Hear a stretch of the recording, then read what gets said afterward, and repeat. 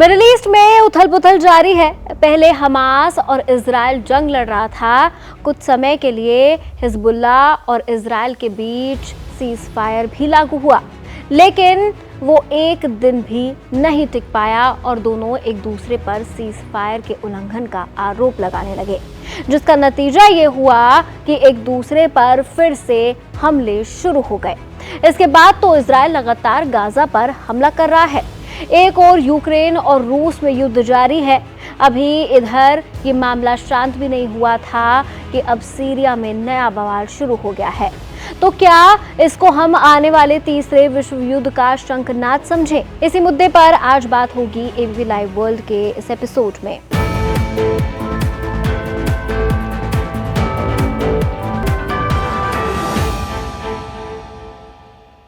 साल 2011 में शुरू सीरिया गृह युद्ध एक बार फिर भड़क गया है।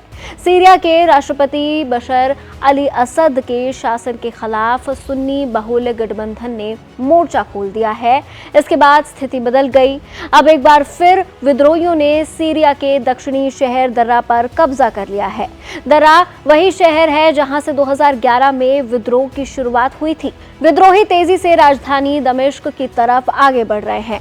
उन्होंने दमिश्क के रास्ते पर पड़ने वाले महत्वपूर्ण शहर दर्रा पर नियंत्रण जमा लिया है। इस वक्त लड़ाके होम्स शहर पर कब्जा करने के लिए लड़ रहे हैं, जो रूसी सेना का गढ़ माना जाता है। माना जा रहा है कि होम्स पर कब्जे के बाद राजधानी दमिश्क का रास्ता साफ हो जाएगा।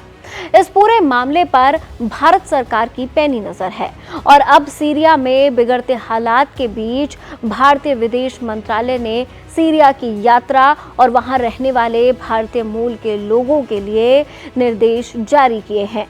विदेश मंत्रालय ने कहा है, सीरिया की मौजूदा स्थिति को देखते हुए भारतीय नागरिकों को अगली सूचना तक सीरिया की यात्रा से बचने की सलाह दी जाती है। अगर हम भारत और सीरिया के रिश्ते की बात करें तो दोनों देश वर्तमान में कुछ परियोजनाओं पर साथ काम कर रहे हैं। तो वहीं बात करें आजादी के पहले की, तो पंडित नेहरू ने गुटनिरपेक्षता आंदोलन के दायरे से बाहर जाकर अरब देश से अच्छे संबंध बनाए थे। खैर, अब ये पूरी डायनेमिक्स को देखें तो इसका विश्व युद्ध को लेकर क्या परिणाम निकलता है, ये तो आने वाला वक्त बताएगा। क्या वाकई हम तीसरे विश्व युद्ध की तरफ बढ़ रहे हैं? इसे लेकर आपकी क्या राय है, कमेंट सेक्शन में जरूर बताइएगा। देश और दुनिया की तमाम खबरों के लिए देखते रहिए एबीपी लाइव।